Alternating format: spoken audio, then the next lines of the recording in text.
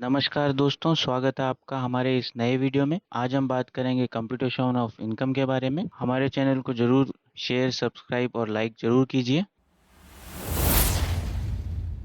दोस्तों, computation of income एक बहुत ही इम्पोर्टेंट डॉक्यूमेंट है इनकम टैक्स फाइलिंग से रिलेटेड। इसमें हमने कैसे हमारा इनकम कंप्यूट किया है, कैसे हमने हमारा टैक्सेबल इनकम निकाला है, कौन-कौन से डिडक्शंस लिए, कैसे-कैसे डिडक्शंस लिए हैं और हमने हमारा टैक्स कैसे कंप्यूट किया है, कितना टैक्स कंप्यूट किया है, वो सारी डिटेल्स हमें शो करनी पड़ती है। ये बैंक में काफ़ी इम्पोर्टेंट डॉक्यूमेंट है रिटर्न फाइलिंग रिलेटेड, जो कि बैंक हमसे लोन प्रोसेसिंग के लिए मांगती है। दोस्तों, इनकम टैक्स कंप्यूटेशन काफ़ी सॉफ्टवेयर द्वारा भी प्रोवाइड किया जाता है।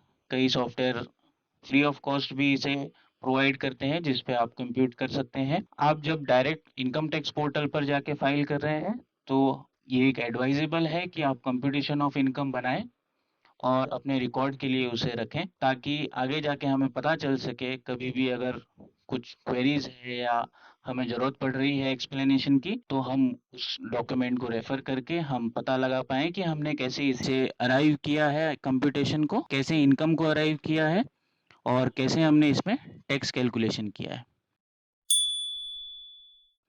दोस्तों, हम इस वीडियो में जानेंगे कि एक्सेल में हम कंप्यूटेशन कैसे बनाएंगे। इसमें मैंने कई इनकम हेड्स लिए हैं: salary, interest, long term capital gain, short term capital gains और एक्सेट्रा। इसमें हम इनकम फ्रॉम सैलरी का हेड डिस्कस करेंगे, जिसमें कैसे हम सैलरी इसमें लेनी है, कैसे इसमें स्टैंडर्ड डिडक्शन मिलता है और कैसे कंप्यूटेशन में शो करेंगे। इसके अलावा income from house property head हमने इंक्लूड किया है। उसमें रेंट कैसे शो करना है, कैसे डिडक्शंस मिल रहे हैं, वो हम बात करेंगे। लॉन्ग टर्म कैपिटल गेन्स और short term capital gains related भी हमने ट्रांजेक्शन इसमें लिए हैं, वो हम कैसे शो करेंगे, उसके कैलकुलेशन देखेंगे। इनकम फ्रॉम अदर सोर्सेज का हेड इंक्लूड किया है, जिसमें बैंक इंटरेस्ट और ऐसे अदर सोर्सेज जो हैं हमने इंक्लूड किए हैं।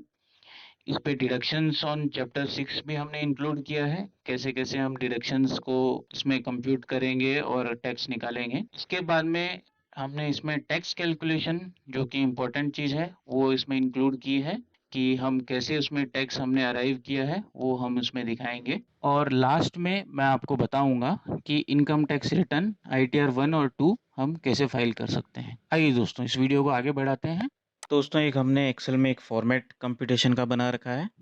इसमें heading computation of total income and tax liability statement. इसमें जनरल इन्फॉर्मेशन पहले डाल देंगे: name, address, father's name, date of birth, हमारा PAN number, status individual resident या नॉन रेसिडेंट या ऑर्डिनरी रेसिडेंट या एनआरओआर, जो भी आपका स्टेटस है। असेसमेंट ईयर अभी जो है 2023-24 चल रहा है, जिसका हम फाइलिंग करने वाले हैं। प्रीवियस ईयर जो फाइनेंशियल ईयर का रिटर्न फाइल हो रहा है 2022 और 2023। बैंक डिटेल्स हमें लिखना है, कौन सा हमारा जो डिफ़ॉल्ट या जो मेन बैंक अकाउंट है उसका IFSC code, account number details. इसके बाद हमारा जो है कंप्यूटेशन पार्ट चालू हो जाता है। दोस्तों, हमने इसमें ओल्ड स्कीम और न्यू स्कीम दोनों तरह से कंप्यूटेशन दिखाए हैं, तो आपको उसमें समझ भी आ जाएगा कि इसमें डिफरेंसेस जो कैसे कैलकुलेट करने हैं। इसमें इनकम फ्रॉम सैलरी का हेड हमने लिया है, जो कि हमें एज़ पर फॉर्म 16 इसमें डेटा प्रोवाइड करना है। इसमें एज़ पर जो 16 फॉर्म है, ग्रॉस सैलरी जो हमने यहाँ शो कर दी है। कुछ अलाउंसेस परक्विजिट्स जो भी हमारे फॉर्म 16 में है अंडर सेक्शन 17(2), वो हमने यहाँ ले लिए हैं। स्टैंडर्ड डिडक्शन जो हमें 50,000 का अलाउ किया गया है सैलरी हेड में, वो हमने यहाँ ले लिया है। और अगर कोई प्रोफेशन टैक्स का पेमेंट हुआ है जो कि कंपनी द्वारा किया जाता है, वो हमने यहाँ पे कंसिडर कर लिया है। दोस्तों, एक बात का ज़रूर ध्यान रखें, अगर आपने during the year company switch की है या आपकी कंपनी ने कुछ चेंजेस के कारण 2 फॉर्म 16 इशू किए हैं, तो आपको यहाँ पर 2 तरह से कैलकुलेशन शो करना पड़ेगा। एक कंपनी 1, कंपनी 2 और कंपनी 3 ऐसे। इसमें ग्रॉस सैलरी अलाउंसेस, ये सारी चीज़ें इसमें सेम रहेगी दोनों कंपनियों में। स्टैंडर्ड डिडक्शन जो है हमें सिर्फ एक ही बार 50,000 का डिडक्शन मिलेगा, इस बात का ज़रूर ध्यान रखें। हो सकता है आपकी कंपनी में कैलकुलेशन में दोनों तरफ 50,000 डिडक्शन ले लिए हैं, बट आपको इनकम टैक्स फाइलिंग करते टाइम पे एक ही बार सैलरी का डिडक्शन मिलेगा 50,000। हो सकता है उससे आपको टैक्स कैलकुलेशन में डिफरेंस भी आ जाए और आपको सेल्फ असेसमेंट टैक्स आपको उसमें अपना पेमेंट करना पड़ेगा। इसके बाद इनकम फ्रॉम हाउस प्रॉपर्टी में ये हमारा सेल्फ ऑक्यूपाइड प्रॉपर्टी, जिसमें इंटरेस्ट ऑन हाउसिंग लोन 3,96,320 जो कि पेमेंट किया है, इसका आपको लिमिट जो है 2 लाख तक ही डिडक्शन मिलेगा अगर सेल्फ ऑक्यूपाइड प्रॉपर्टी है। बाकी का जो इंटरेस्ट बैलेंस है वो आपका कैरी फॉरवर्ड हो जाएगा, जो कि आपको 8 ईयर्स में आगे मिल जाएगा। हमने इसमें लेट ऑफ प्रॉपर्टी भी एक उसका भी इनकम दिखा रखा है, जिसमें रेंट रिसीव्ड 6,60,000 है। उसमें स्टैंडर्ड डिडक्शन जो है 30% हमें मिलेगा, जो कि 1,98,000 आ रहा है। अगर आपके म्यूनसिपलिटी टैक्स जो है आपने भरा है, प्रॉपर्टी टैक्स जो है उसका आपको डिडक्शन यहाँ मिल जाएगा एडिशनल। इसमें भी हमने interest on housing loan payment कर रखा है।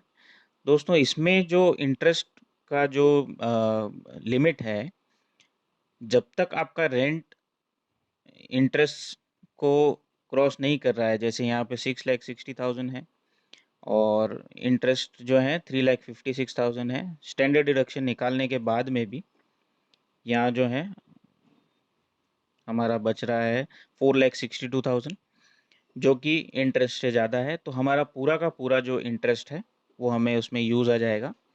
उसके बाद में यहाँ पर 1,05,700 जो है इनकम बच रही है लेट आउट प्रॉपर्टी पर। दोस्तों, अब ये इनकम फ्रॉम हाउस प्रॉपर्टी के जितने भी आपके प्रॉपर्टीज़ हैं उसमें इंटरेस्ट है या आपका लॉस जो है वो आपको 2 लाख ही मिलेगा। अगर यहाँ पर भी आपका 4 लाख है या यहाँ पर 2 लाख का, जैसे कि ये है यहाँ पर लॉस जो है 2,90,620 आ रहा है, तो सिर्फ 2 लाख ही आपको यहाँ पर लॉस कैरी फॉरवर्ड होगा, मतलब डिडक्शंस मिलेंगे। बाकी का 90,620 आपका कैरी फॉरवर्ड हो जाएगा। इसके बाद में हम चलते हैं इनकम फ्रॉम कैपिटल गेन्स में, जिसमें कि मैंने लिया है शेयर्स और म्यूचुअल फंड्स के ट्रांजेक्शन। इसमें लॉन्ग टर्म और शॉर्ट टर्म दोनों ही मैंने लिए हैं एग्जाम्पल। लॉन्ग टर्म में शेयर्स में 8,59,630 इसका सेल वैल्यू है, परचेस वैल्यू 7,78,650 है। इसका लॉन्ग टर्म कैपिटल गेन जो है 80,980 आ रहा है। इसके अलावा म्यूचुअल फंड में जो sale value minus purchase value, जो हमारा लॉन्ग टर्म कैपिटल गेन आ रहा है 5,960। ये टोटल जो है 86,940 हमारा लॉन्ग टर्म कैपिटल गेन्स आ गया है shares and securities mutual fund से। म्यूचुअल फंड्स भी दोस्तों ये equity mutual fund, equity link mutual fund लिए हैं। लॉन्ग टर्म कैपिटल गेन्स चूँकि 1 लाख से कम है, तो हमने यहाँ पर एग्जाम्प्ट कैटेगरी में इसे ले लिया है, मतलब इस पे हमें टैक्स नहीं देना है, तो हमने इसको आगे कैलकुलेशन में नहीं लिया है। हमारा शॉर्ट टर्म कैपिटल गेन जो है शेयर्स पे 33,700 आ रहा है, जो कि हमने यहाँ पर ले लिया है। अगर आपका शेयर्स का होल्डिंग 1 ईयर से ज़्यादा है तो आपको उसे लॉन्ग टर्म में लेना है, और अगर उससे कम है तो आपको शॉर्ट टर्म में लेना है। इसके बाद में हमारा इनकम फ्रॉम अदर सोर्सेस है। उसमें हमने सेविंग बैंक का इंटरेस्ट हमने कंसिडर किया है, इंटरेस्ट ऑन बैंक डिपॉजिट्स लिए हैं, डिविडेंड इनकम जो कि टैक्सेबल हो चुका है अभी, interest on income tax refund लिया है, और पीपीएफ इंटरेस्ट। पीपीएफ इंटरेस्ट दोस्तों एग्जाम्प्ट कैटेगरी में आता है, तो हमने आगे इसका कैलकुलेशन नहीं लिया है। ये अदर सोर्सेस के जो हेड्स हैं छोटे छोटे होते हैं, बट इसमें चांसेस होते हैं कि ये कभी हमसे स्किप हो जाएं, तो आप ज़रूर से इसे थोरोली चेक कीजिए और अपने AIS TIS से इसे रिकनसाइल कीजिए, क्योंकि मोस्ट ऑफ द केसेस जो सैलरी रिटर्न या अदर इनकम के जो होते हैं इसी के बेसिस पे नोटिस आते हैं, क्योंकि हमें AIS और TIS में रिकॉर्ड हमने रिकनसाइल नहीं कर पाते हैं। और दोस्तों एक चीज़ का बहुत ध्यान रखिए, इनकम टैक्स रिटर्न फाइलिंग करते टाइम पे एआईएस और टीआईएस जो है, जिस दिन आप फाइल कर रहे हैं उस दिन भी आप चेक कीजिए, क्योंकि ये रेगुलर अपडेट होते रहते हैं। इसका हमने यहाँ पर कैलकुलेशन शो कर दिया है। टोटल इन 4 हेड्स का पीपीएफ इंटरेस्ट हमारा एग्जम्प्ट है, ये 88,990 हमारा आ रहा है। दोस्तों ये अब हमारी ग्रॉस टोटल इनकम आ गई है, जिसमें हमने ये सारे हेड्स कवर कर लिए हैं। अब आते हैं हमारे डिडक्शंस की तरफ। डिडक्शंस चैप्टर ए में काफ़ी सारे डिडक्शंस दे रखे हैं, पूरा एक लंबा चौड़ा लिस्ट दे रखा है। उसमें से हमने एटीसी, एटीसीसीडी 1B, एटीसीसीडी 2, एटीडी, एटीजी और एटीटीटीए जो कंसिडर किया है। एटीसी में आपको 1 लाख तक का ही डिडक्शन मिलना है, जिसमें कि है आपके लाइफ इंश्योरेंस के पेमेंट्स, टैक्स सेविंग एफडीज, इसके अलावा आपके स्कूल फीस के जो पेमेंट होते हैं।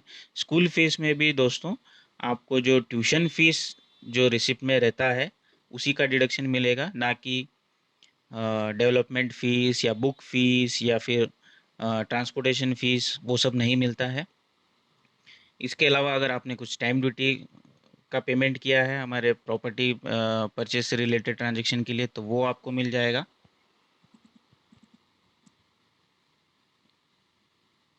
इसमें आगे हमने लिया एटीसीसीडीडी 1B, जो कि एनपीएस का डिडक्शन है। आपको एडिशनल 50,000 इसमें डिडक्शंस अगर आपने पेमेंट किया है तो आप ले सकते हैं। एटीसीसीडी 2, जो कि पेंशन स्कीम में अगर कंपनी ने पेमेंट किया है तो वो आप यहाँ पर ले सकते हैं। एटीडी जो है मेडिक्लेम से रिलेटेड जो ट्रांजैक्शन है वो हमने यहाँ पर कंसिडर किए हैं। एटीडी में हमने यहाँ पर प्रिवेंटिव हेल्थ चेकअप का सिर्फ डिडक्शन लिया है। अगर आपने हेल्थ इंश्योरेंस का प्रीमियम भरा है तो आपको अप टू 25,000 तक वो मिल जाएगा। अगर आपने पेरेंट्स के लिए भी मेडिक्लेम ले रखा है तो उसका एडिशनल 25,000 अगर आपने पेमेंट किया है तो टोटल 50,000, ये अगर आपने इससे ज़्यादा पेमेंट किया है तो आपको 50,000 डिडक्शन मिल जाएगा। दूसरे सिचुएशन में अगर आपने सिर्फ आपका ही मेडिकल इंश्योरेंस ले रखा है और पेरेंट्स से रिलेटेड कुछ हॉस्पिटलाइजेशन या ऐसे कुछ खर्चे आपने किए हैं तो आपको 50,000 तक उसका डिडक्शन मिल जाएगा। तो टोटल डिडक्शन दोस्तों इस 80D में आपको अप टू 75,000 तक ही मिलेगा। इसके ऊपर आप उसमें डिडक्शन क्लेम नहीं कर सकते हैं।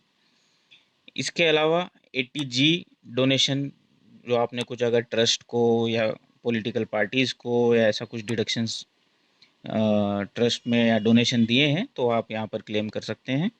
एटीटीटीए जो कि उसका लिमिट 10,000 है, तो हमारा सेविंग बैंक का इंटरेस्ट 5,690 है, वो हमें पूरा मिल जाएगा। ये हमारा टोटल डिडक्शन हो गया दोस्तों। इसके बाद में हम हमारा निकालेंगे टोटल इनकम, जो कि इसे माइनस करके ये फिगर आ जाएगा। जो टैक्स पोर्शन है, जो स्लैब के हिसाब से हमारा इतना टैक्स आ रहा है। हमारा tax on short term capital gain shares का जो है हमें कैलकुलेट करना है 15%, जो कि हमने अलग से कैलकुलेशन किया हुआ है, इसमें हमें इंक्लूड किया है। इसके बाद में 4% जो एजुकेशन सरचार्ज लगना है वो हमारा कैलकुलेशन। टीडीएस हमारा डिडक्शन 2,56,000 हुआ है, तो हमारा एडवांस टैक्स या सेल्फ असेसमेंट टैक्स जो भी आपने पेमेंट किया है वो यहाँ से माइनस हो जाएगा और बैलेंस टैक्स जो है हमारा नील हो गया। इस प्रकार से हम उसको रिटर्न फाइल में शो कर सकते हैं। दोस्तों अब आते हैं न्यू स्कीम के कैलकुलेशन से रिलेटेड। न्यू स्कीम में कैलकुलेशन जो है एज इट इज़ सब कुछ वैसे ही शो होगा, लेकिन इसमें डिडक्शंस जो है गवर्नमेंट की तरफ से वो डिनाई किए जाते हैं। तो आपको जो स्टैंडर्ड डिडक्शन है वो इस 50,000 इसमें नहीं मिलेगा। प्रोफेशन टैक्स का ज़रूर आपको इसमें मिल जाएगा। उसके अलावा जो इंटरेस्ट फ्रॉम हाउस प्रॉपर्टी है वो इसमें आपको नहीं मिलेगा। इनकम फ्रॉम कैपिटल गेन है, ये एज इट इज़ जो टैक्स इसमें लगना है वो लगेगा। और ये जो अदर सोर्सेज का हेड है ये हो जाएगा। इसमें ग्रॉस टोटल इनकम हमारी 26,22,213 आ जाती है। इसके स्लैब जो हैं गवर्नमेंट ने अलग दे रखे हैं, अलग अलग स्लैब दे रखा है, उसमें टैक्स कैलकुलेशन किया है हमने। और इस पे सेम 4% सरचार्ज लगाया है, TDS भी सेम है और सेल्फ असेसमेंट टैक्स 1,41,000 हमने निकाला है। दोस्तों, हमारा टैक्स ओल्ड स्कीम के हिसाब से कम आ रहा है, लगभग 1 लाख रुपए हमें कम टैक्स आ रहा है ओल्ड स्कीम में, और न्यू स्कीम में जो है अराउंड 5 लाख का टैक्स आ रहा है। तो हमारा ओल्ड स्कीम जो है इस केस में बेनिफिशियल रहेगा, तो हम ओल्ड स्कीम के लिए ऑप्ट करेंगे और उसके अंतर्गत हम फाइल कर देंगे, क्योंकि इसमें डिडक्शंस इतने सारे हैं और इंटरेस्ट फ्रॉम हाउसिंग लोन भी है, कैलकुलेशन है टैक्स का वो ओल्ड स्कीम में कम आ रहा है, तो हम ये ऑप्ट करके फाइलिंग करेंगे।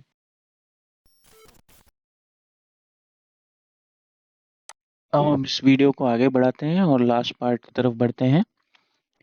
दोस्तों, हमने ITR 2 form excel utility download किया है, वो यहाँ पर ओपन किया है, और साथ में ये कंप्यूटेशन जो हमने बनाया था वो दोनों यहाँ पर ओपन किए हैं। यहाँ पर हमें बेसिक इन्फॉर्मेशन, जनरल इन्फॉर्मेशन, हमारी नेम, लास्ट नेम, हमारा address, area pin code, town, state, country, email ID और मोबाइल नंबर ये लिखना है। हमारा रेसिडेंशियल स्टेटस यहाँ आ जाएगा। रेसिडेंशियल स्टेटस में हमें अपना रेसिडेंट हमने ये लिख दिया है। इसके बाद में हमें जो है कौन से फाइल सेक्शन में हम फाइलिंग कर रहे हैं, 139 ऑन और बिफोर ड्यू डेट ये हमने डाल दिया है। उसके बाद में हमें जो 139(1) का प्रोवाइजो है उसे नो कर दिया है। अब आगे बढ़ते हैं हमारा जो इनकम फ्रॉम सैलरी हेड है उसके तरफ। इनकम फ्रॉम सैलरी हेड में यहाँ पर हमें एम्प्लॉयर का नाम, उसका एड्रेस, टैन नंबर ये सब डालना है, जनरल इन्फॉर्मेशन। उसके बाद आते हैं हम सैलरी के फाइनेंशियल पार्ट की तरफ। यहाँ पर हमने बेसिक सैलरी डाल दी है जो कि हमारे कंपटीशन में यहाँ पर भी शो हो रही है, 21,42,652। उसके बाद में हमने अलाउंसेस यहाँ पर डाल दिए हैं, 3,59,371। यहाँ पर आपको अगर 2 फॉर्म 16 है तो अलग अलग ऑप्शन आ जाएगा, और आप ऐड भी कर सकते हैं अगर आपको और एम्प्लॉयर्स की ज़रूरत है, या फॉर्म 16 आपका 2 से या 3 ज़्यादा है। इसमें हमने स्टैंडर्ड डिडक्शन जो है ये ऑटोमेटिक कैलकुलेशन होकर आ गया है। हमने प्रोफेशन टैक्स का यहाँ पर अमाउंट डाल दिया है। यहाँ पर हमारा income chargeable under head salary जो है 24,49,523, जो कि हमारे जो हमने कंपटीशन बनाया था उससे मैच हो रहा है। अब आगे बढ़ते हैं income from house property head के लिए। इनकम फ्रॉम हाउस प्रॉपर्टी में यहाँ पर हमने कंपटीशन में लिया था एक सेल्फ ऑक्यूपाइड प्रॉपर्टी और एक let out property. Self occupied property के लिए हमने यहाँ पर एड्रेस, प्रॉपर्टी कौन है कि नहीं, यस नो हमने यहाँ सेलेक्ट कर दिया है। यहाँ पर आपको type of house property select करनी है। यहाँ फर्स्ट जो है हमने सेल्फ ऑक्यूपाइड लिया है। यहाँ पर हमने इंटरेस्ट फ्रॉम हाउसिंग लोन, यहाँ पर 2 लाख रुपए जो हमारा इंटरेस्ट है वो हमने डाल दिया है। सेकंड जो प्रॉपर्टी है हमारी लेट आउट प्रॉपर्टी, वो हमने यहाँ पर सिलेक्ट कर दिया है। हमने यहाँ पर हमारा जो है रेंट 6,60,000 जो कंप्यूटेशन के हिसाब से हमने किया था वो यहाँ पर डाल दिया है। यहाँ पर 30% जो डिडक्शन ऑटोमेटिक आ चुका है। हमने कुछ इंटरेस्ट ऑन रेंट प्रॉपर्टी पे जो था हमने चेंज किया है, 5,56,000 ये हमने यहाँ पर डाल दिया है। इसके बाद में income under the head income from house property में -2,94,300 आ रहा है। अब हम देखते हैं हम कैपिटल गेन शेड्यूल कैसे भरना है। इनकम फ्रॉम कैपिटल गेन में हमने शॉर्ट टर्म और लॉन्ग टर्म दोनों ही लिए थे। स्टार्टिंग में जो है शॉर्ट टर्म कैपिटल गेन का कॉलम हमें मिल जाएगा। शॉर्ट टर्म कैपिटल गेन में ये सब सारे ऑप्शंस दिए हुए हैं जिसमें से हम चूज़ करेंगे। इसमें पॉइंट नंबर 2 में जो हमारा सेल ऑफ इक्विटी है यहाँ पर आ जाएगा। यहाँ पर हमने सेल्स कंसिडरेशन डाल दिया है, और इसी में हमने जो है ये हमारा कॉस्ट ऑफ जो परचेज़ है वो भी हमने 2,25,000 डाल दिया है। बैलेंस जो हमारा है शॉर्ट टर्म कैपिटल गेन 33,700 जो कि हमारे कंप्यूटेशन से मैच हो रहा है। अभी हमें लॉन्ग टर्म कैपिटल गेन डालना है, तो long term capital under section 112 जो है ये शेड्यूल इन्होंने अलग से दे रखा है, वहाँ पर हमने ये फिगर्स डाल दिए हैं। यूनिट जो है ऑन और बिफोर 31 जनवरी 2018 से पहले का एक्वायर्ड है तो ग्रैंडफादर प्रोविज़न आपको एप्लीकेबल हो जाएगा, बट हमारा हम ये नहीं है, इसलिए हमने ये सिलेक्ट कर रखा है आफ्टर 31 जनवरी। हमने यहाँ पर सेल्स कंसिडरेशन डाल दिया है और उसका कॉस्ट जो है यहाँ पर डालने के बाद में हमारा कैपिटल गेन आ रहा है 86,940। अगेन जो हमारे कंप्यूटेशन में हमने जो कैलकुलेशन कर रखा था ये एक एग्जेम्प्ट है। अब आगे बढ़ते हैं income from other sources head की तरफ। ये income from other sources head आ गया है। हमने यहाँ पर हमारे कंप्यूटेशन के हिसाब से सारे हेड्स में सोर्सेज जो है हमने डाल दिए हैं। Bank interest, dividend income, interest from deposits, interest from income tax refund, ये यहाँ पर डाल दिया है। इसका टोटल यहाँ पर आ चुका है जो कि हमारे कंप्यूटेशन से अगेन मैच हो रहा है। दोस्तों आपको ये फॉर्म फाइल करते टाइम पे सारे हेड्स के जो कंप्यूटेशन से जो हमारा टोटल है वो मैच करते जाना है। अब हम चैप्टर 6 से डिडक्शन की तरफ जाते हैं। चैप्टर 6 के डिडक्शंस में हमें ये सारे डिडक्शंस जो हैं ATC के, ATC CD1B, ATC CD2, ये सारे डिडक्शंस हमने ले लिए हैं।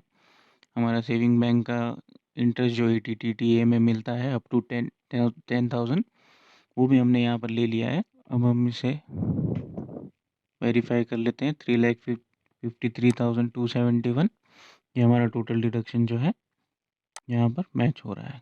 ये देखिए यहाँ से मैच हो रहा है। अब हमें जो है हमारा वेरिफिकेशन पार्ट में जो है डिटेल्स डालनी है जो कि ऑलरेडी हमने फिल की हुई है यहाँ पर। और यहाँ पर हमें टैक्स कैलकुलेशन करना है। यहाँ पर दोस्तों टैक्स कैलकुलेट करने के लिए एक टैब दे रखा है, वहाँ पर जाके आपको क्लिक करना है। हमारा टैक्स जो है 4,13,000 कंप्यूटेशन से मैच हो रहा है 4,13,127 और ये हमारा फाइनल टैक्स भी जो है यहाँ से मैच हो रहा है। यहाँ पर आपको TDS की डिटेल्स और अपना इनकम टैक्स का सेल्फ असेसमेंट या एडवांस टैक्स का डिटेल डालना है। इनके शेड्यूल्स में ये TDS का शेड्यूल दिया हुआ है और ये एडवांस टैक्स और सेल्फ असेसमेंट टैक्स का। ये कंप्यूट होने के बाद में आपको जनरेट जेसन करना है। जेसन जनरेट होने के बाद में आप अपने इनकम टैक्स पोर्टल पे जाके सबमिट कर सकते हैं। आप सभी का धन्यवाद। प्लीज़ हमारे साथ आपकी फीडबैक ज़रूर शेयर कीजिए।